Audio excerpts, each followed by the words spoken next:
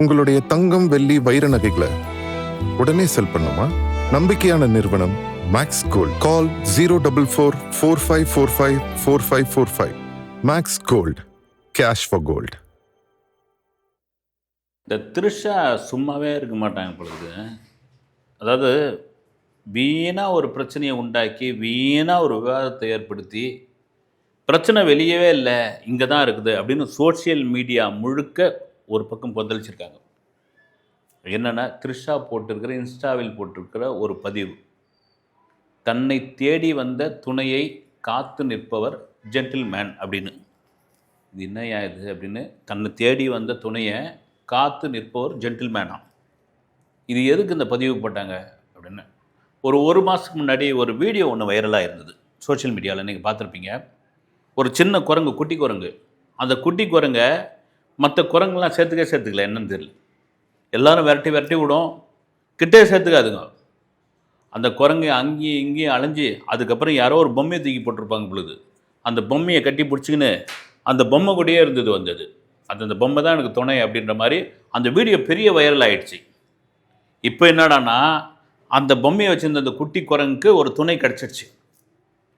அந்த துணை கிடச்சதுனால இன்னொன்று சும்மா இருக்குமா, வந்து அது கூட சண்டை போட்டவுடனே இந்த குரங்கு போய் எதிர்த்து அதை சண்டை போட்டிருக்குது. அது பெரிய வைரல் ஆகிடுச்சு அந்த வீடியோ. அதை எடுத்து அந்த ஃபோட்டோவை எடுத்து த்ரிஷா இன்ஸ்டாவில் போட்டு, ஒரு துணை கிடைத்தால் அந்த துணையை கட்டி காப்பவர் வந்து ஜென்டில்மேன் அப்படின்னு. ஏங்க தேவையில்லாத வேலை இது வேறு. நீங்கள் ஒரு அர்த்தத்தில் சொன்னால் வேற ஒரு அர்த்தத்தில் போய் இந்த எலெக்ஷன் முடிகிற வரைக்குமாவது கொஞ்ச நேரம் கம்முன்னு இருங்க த்ரிஷா. தேவையில்லை. ஒரு பெரிய படையாக ஒரு பின்னாடி நிற்குது, ஒரு பெரிய ஆதரவே அந்த பக்கம் இருந்துக்கிட்டு இருக்குது. சும்மா ஏழ்றையை குட்டி விட்றீங்க நீங்கள் மட்டுன்னு. தமிழக அரசியல் களத்தில் ரொம்ப முக்கியமான தெரியாதனமாக ஒரு கல்யாணம் இது கூட்டின்னு வந்துட்டார் ஒரு கோவத்தில். அதை போட்டு இன்னும் சாத்திக்கிட்டு இருக்காங்க. அது தவறான ஒரு விஷயம்தான். Right, okay. அதை தாண்டி இந்த மாதிரியான பதிவுகள் போடும் பொழுது வேறு ஏதாவது ஒரு வாசகத்தை போட்டு போங்களேன். வந்து அந்த குரங்கு பிரமாதமாக இருந்தது, அந்த குரங்கு வந்தது ஒரு திணையை தேடிச்சு, அதை வந்து வாழ்த்துறேன் நான், அது பொம்மையை தூக்கி போட்டுருச்சு, அந்த பொம்மை வந்து இன்னொரு குரங்காக மாறிடுச்சு, ஏதாவது ஒன்று வார்த்தை தானே இல்லை. ஆனால் ஏதோ திட்டமிட்டு போடுற மாதிரி இருந்தது. Right, okay. ஏதோ ஒன்று அவங்களுக்கும் ஒரு துணை தேவையான்னு தெரியல. இது ரொம்ப டீப்பாக இதுக்குள்ளே போவதால். இன்னொரு பக்கம் பரத் காளிதாஸ் 2ன்னு ஒரு படம் நடிச்சிருக்காருல்ல, அதை நடித்ததுக்காக ப்ரொமோஷனுக்கு அங்கங்கே பேசியிருக்காரு பொழுது. திடீர்னு பார்த்தா என் முக்கியமான ஒரு படம், அந்த படம் ஓடாததுக்கே விஜய் படம் தான் காரணம் அப்படின்னு ஒரு பேட்டி ஒன்று கொடுத்து அது வைரல் ஆகிட்டுருக்கு. என்னது, பரத் படம் ஓடாததுக்கு விஜய் படம் காரணமா? என்னையா இது புது கதையாக இருக்குது? ஆளுக்கு ஊர்கா மாதிரி உங்கள் பப்ளிசிட்டிக்கும் உங்களுடைய பிரச்சனைக்கும் விஜயை வந்து ஆளுக்கு தொட்டுக்கிறீங்களே, இது நியாயமாப்பா அப்படின்ற ஒரு கேள்வியும் முக்கியமான கேள்வியாக இருக்குது. சரி, என்ன தான் போய் பார்த்தா 555ன்னு ஒரு படம் நடிச்சிருப்பார் பரத். உண்மையிலேயே நல்லாயிருக்கும் அந்த படம். அந்த படம் நான் ரொம்ப கஷ்டப்பட்டு நடித்தேன். அந்த படத்தை நான் ரொம்ப எதிர்பார்த்தேன். அந்த படம் வந்து என் திரை வாழ்க்கையே மாற்றி போடணும்னு நான் முடிவு பண்ணேன். ஆச்சா போச்சான்னு சொல்லிவிட்டு அந்த படம் ரிலீஸ் டேட்டு எல்லாமே ஃபிக்ஸ் பண்ணி பப்ளிசிட்டிலாம் ஆரம்பித்தாச்சு. தியேட்டர்லாம் கூட கன்ஃபார்ம் ஆகிடுச்சு. அந்த சமயம்தான் விஜய் நடித்த தலைவா படம் ஏகப்பட்ட பிரச்சனையில் டைம் டு லீடு அப்படின்னு போட்டது. இன்றைக்கி ஆகிட்டார் லீடரா. அன்றைக்கி அந்த டைம் டு லீடுன்னு போட்டதுக்கு அப்பொழுதைய முதல்வர் செல்வி ஜெயலலிதா அவர்கள் கொந்தளிச்சு போய், எப்படி நீங்கள் அண்ணா, எம்ஜிஆர், பெரியார், இவர் எல்லார் படத்தையும் போட்டு வந்து அதுக்கப்புறம் விஜய் நிற்கிற மாதிரியான ஒரு படத்தை போட்டு டைம் டு லீடுன்னு எப்படி நீங்கள் போடலான்னு காலம் பாருங்கள் எப்படி கொண்டு வந்து நிறுத்திடுச்சு. வந்து தன்னுடைய கொள்கை தலைவர்களாக யாரெல்லாம் கொண்டு வந்து நிறுத்தியிருக்காரு. இன்றைக்கி அரசியல் களத்தில் விஜயோடைய அந்த மவுஸ் என்னன்னு தெரியுதா? அதுக்கு தான் யாரையும் நம்ம சாதாரணமாக எடை போடக்கூடாதுன்னு.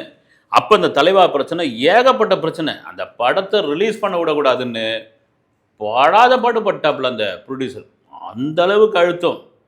முதல் ஷோ தியேட்டர்லாம் பார்த்திங்கன்னா வெடிகுண்டு மிரட்டல். ஷோவே ஓடலை, 2 ஷோவே ஓடலை. அடுத்த நாள் பார்த்திங்கன்னா ஆன்லைனில் படம் ஓடிக்கிட்டு இருக்கு. மிகவும் திட்டமிட்டு செய்யப்பட்ட மிகப்பெரிய சதி. விஜய் எங்கேருந்து அரசியலுக்குள்ளே வந்துட போகிறாரோ, விஜய் எங்கேருந்து தலைவனாகிட போகிறாரோன்னு அப்போவே பாருங்கள். அப்போ என்ன பண்ணாங்க, திடீர்னு இந்த படத்தை தலைவாவை ரிலீஸ் பண்ணிக்கலான்னு ஒரு ஆர்டர் கொடுத்துட்டாங்க. அப்போ எந்த டேட் கிடச்சா போதுன்னான்ட்டு கரெக்டாக ஒரு டேட்டை ஃபிக்ஸ் பண்ணி போட்டாங்க. அதில் தான் இந்த 555 படம் மாறிச்சான். பரத் சொல்கிறாப்புல, அந்த தலைவா படம் வராமல் இருந்ததுன்னா என் படம் ஓஹோன்னு ஓடி இருக்கும் அப்படின்னு அவர் பக்கம் சொல்லியிருக்காரு. எந்த படம் வந்தாலும் நாங்கள் நல்ல கண்டென்ட் இருந்தால் ஓரதாங்க செய்யும் வந்து. ஒரு ஒரு 25-30 வருஷத்துக்கு முன்னாடிலாம் ஒரு வாரத்துக்கு கிட்டத்தட்ட வந்து 15-20 படம் ரிலீஸ் ஆகும். அதில் சாலிடாக வந்து ஒரு என்ன சொல்கிறது, ஒரு 10 படம் இட்டுங்க. ஒரு தீபாவளி பொங்கலுக்கு அத்தனை படம் ரிலீஸ் ஆகும். ஆனால் இப்போ தான் பார்த்தீங்கன்னா ஆல் சென்டர்னு போட்டு ஒரு படம் ரிலீஸ் ஆகுது, அந்த ஒரு படத்துக்கு ஏகப்பட்ட பில்டப் கொடுக்குது. அந்த பில்டப்பை தாங்க முடியாமல் அந்த படம் ஓடுதா ஓடலையா என்ன ஆகுதுன்னு தெரியல.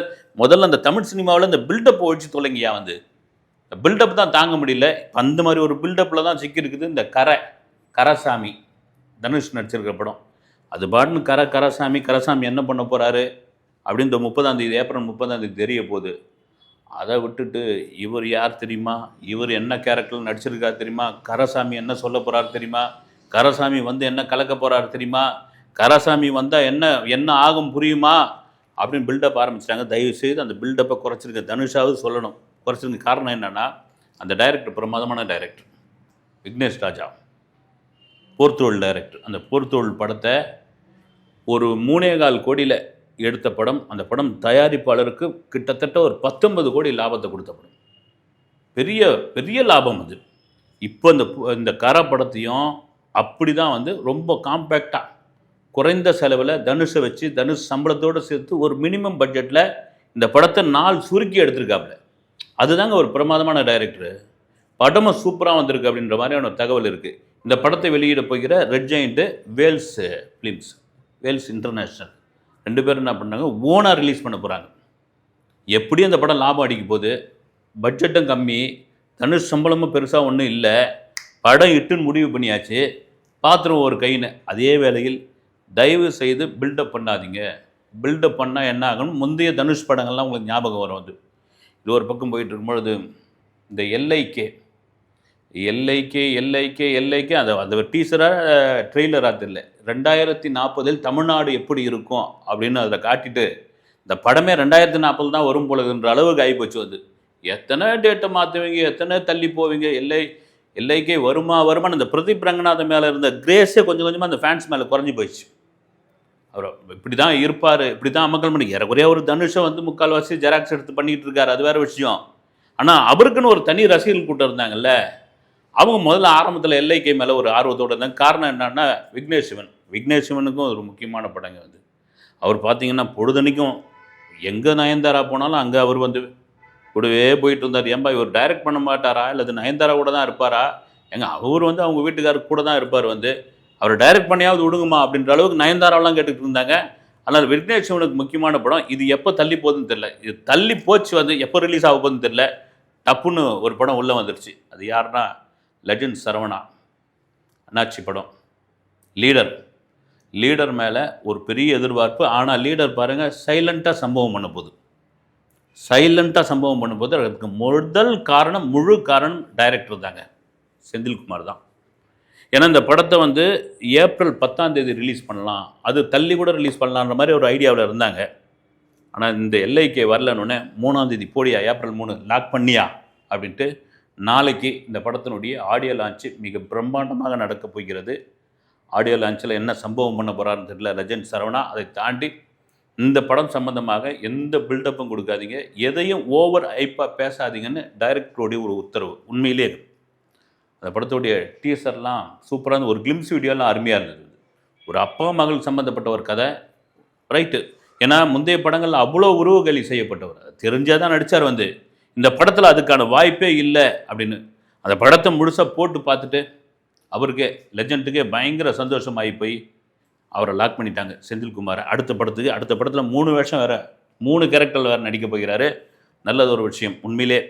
ஏன்னா ஒரு சினிமாவை புரிஞ்சுக்கிட்டு அந்த சினிமாவுக்காக அர்ப்பணித்து, என்ன தான் நமக்கு வந்து கடை இருக்குது, ஹோல்சேல் பிஸ்னஸ் பண்ணுறோம், வியாபாரம் கொட்டோன்னு கொட்டுது, லாபம் வருது, அத்தனை கார் வச்சுங்க. அது கூட சொல்லியிருந்தார், இனிமேல் நான் கார் வாங்க மாட்டேன். அவ்வளோ வெளிநாட்டு கார் இருக்குது லெஜண்ட் சார், இனிமேல் நான் கார் வாங்க மாட்டேன், இருக்கிற காரே போதும், மக்களுக்கு ஏதாவது ஒன்று பண்ணணும், ஏழை பசங்களுக்கு படிப்புக்கு ஏதாவது உதவி பண்ணணும்.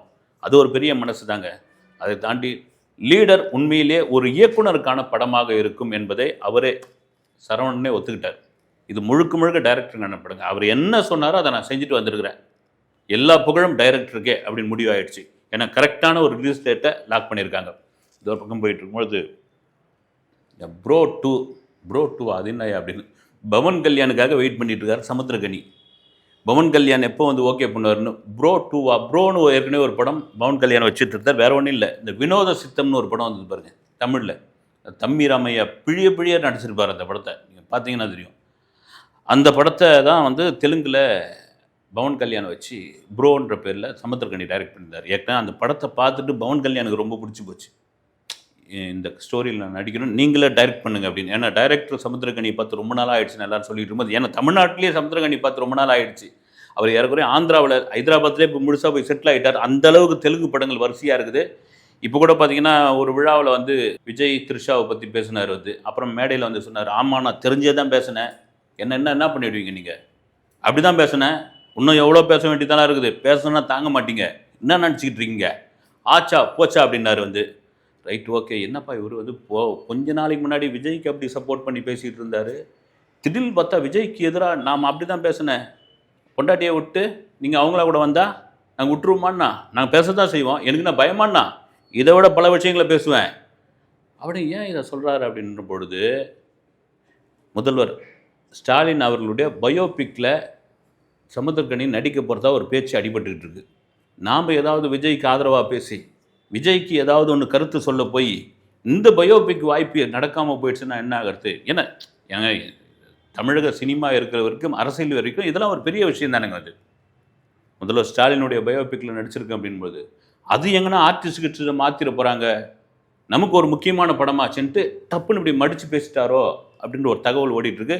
இந்த ப்ரோ 2 கதையை எழுதி முடிச்சு பவன் கல்யாண் வெயிட் பண்ணுங்கள், எனக்கு நிறைய அரசியல் வேலை இருக்குது, அதை முடிச்சுட்டு வந்து பண்ணுவோம் அப்படின்னு சொல்லியிருக்காராம். முக்கியமான ஒரு விஷயம் என்னென்னா, அந்த ப்ரோ படத்தை பண்ணார் இல்லைங்களா பவன் கல்யாண், அதில் வாங்கின சம்பளத்தை ஒவ்வொரு லட்சமாக பிரித்து ஆந்திராவில் பாதிக்கப்பட்ட விவசாயிகளுக்கு வந்து கொடுத்துருக்காரு. பாதிக்கப்பட்ட மிகவும் பாதிக்கப்பட்ட விவசாயிகளுக்கு அதை கொடுத்துருக்காரு. அது ரொம்ப வரவேற்கக்கூடிய ஒரு விஷயம். அதுக்காவது ப்ரோ 2 பண்ணி தருங்க. சமந்தா இந்த ராஜ் நிடிமோடு ஆமாம் பேர் கூட ராஜ்னு வச்சுப்போமே, அவங்கள டைரக்டர் கல்யாணம் பண்ணிக்கின்னு அவங்க ஒரு பேட்டி ஒன்று கொடுத்துருக்காங்க. ஏன்னா முதல் கல்யாணம் உங்களுக்கு தெரியும், நாக சைத்தன்யாவை நாகார்ஜுனா ஃபேமிலியில், அவ்வளோ பெரிய ஃபேமிலியில் நம்ம பல்லாவரத்து பொண்ணு போய் மருமகளாக வாக்கப்பட்டு நமக்கெல்லாம் பெருமையாக இருந்து அவ்வளோ பெரிய ஃபேமிலிக்குள்ளே போயிடுச்சுன்னு யார் கண்ணு போட்டதோ தெரியல. டைவர்ஸ் ஆகிடுச்சு. அந்த டைவர்ஸ்லேயே பல பிரச்சனைகள்லாம் உண்டாச்சு. கோடிக்கணக்கில் லட்சக்கணக்கில் வைடூரங்களை வந்து ஜீவனாம்சமாக கேட்கறதுக்காக தான் இந்த மாதிரி ஒரு தானகத்தை சமந்தா திட்டமிட்டுருக்காங்க. அவங்ககிட்ட ஒரு பெரிய காசை அடிக்கிறதுக்காக தான் சமந்தா அந்த மாதிரியான விவாகரத்து பிரச்சனையை வந்து உண்டாக்கியிருக்காங்கன்னு அங்கே இருக்கிற ஊடகங்கள்லாம் எழுதினோடனே, நம்ம தமிழ் பொண்ணு இல்லை, அடப்போயா உங்கள் காசாவது நீயாவது, எனக்கு ஜீவனாம்சமே கொடுக்க வேணாம், அதை நீயே வச்சுக்கோ, நீ என்ன அதை நம்பியா நான் இருக்கிறேன், நான் நடிகை, நான் போய் நடிச்சுட்டு நான் இது பண்ணிக்கிறேன்னு அந்த நேரத்தில் தசை அழற்சி நோயிலையும் வந்து அவதிப்பட்டிருந்தாங்க. ஒரு பெண்ணாக பல துன்பங்களை மிகவும் போராடி எக்ஸசைஸ்லாம் பண்ணி அப்புறம் பாடி இது பண்ணி கொண்டு வந்து நான் நல்லா இருக்கிறேன்னு சொல்லி அது அந்த தசை அழற்சிக்கு பார்த்திங்கன்னா பல வைத்தியங்கள் பண்ணி மீண்டு வந்து அப்புறம் ராஜை திருமணம் பண்ணிக்கிட்டாங்க. இப்போ என்னன்னா ஒரு பேட்டி கொடுத்துருக்காங்க, எனக்கு ராஜ் வந்து தலகாணி மாதிரி அப்படின்னு. என்னையா அது அப்படின்னு. ஏன்னா என் வாழ்நாளில் ஒரு நாள் கூட அவரை பிரியக்கூடாது, தலகாணி விட்டு பிரிய மாட்டேன் இல்லைங்களா, அது மாதிரி நான் பிரியக்கூடாதுன்னு ஆண்டவனை நான் வேண்டிகிட்டு இருக்கேன். அந்த அன்பு இருக்குல்ல, அந்த அன்புக்கு நிச்சயமாக சமந்தா பல்லாண்டு வாழ்க பிரியக்கூடாது ரெண்டு பேருமே. அந்த முதல் விவாகரத்து வலின்னு ஒன்று இருக்குல்ல, அந்த வலி இப்போ ராஜ் காட்டுற அந்த அன்பு எனக்கு அது உண்மையிலே எனக்கு என்னுடைய எல்லா சுக துக்கத்துலேயும் அவங்க பங்கெடுத்துக்கிறார் அவர்.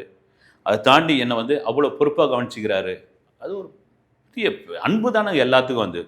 இன்னொரு முக்கியமான ஒரு விஷயம் என்னென்னா, சமந்தாவுடைய சொந்தக்காரங்க ஏறக்குறைய பேரண்ட்ஸ் இன்னும் பல்லாவரத்துலேயே தான் இருக்காங்க, அவங்க பாட்டி கூட அங்கே தான் இருக்காங்கன்னு இந்த ஏர்போர்ட் வழியாக வந்தால், அதாவது பல்லாவரம் வந்து திருச்சூலம் இன்னும் கேட்டால் ஏர்போர்ட்டுக்கு எதிர்க்க தான் இருக்கிறாங்க, ஃப்ளைட்டை விட்டு இறங்கி அப்படியே வெளியே வந்து நேராக சமந்தா வீட்டுக்கே போயிட்டு வந்துடலாம்.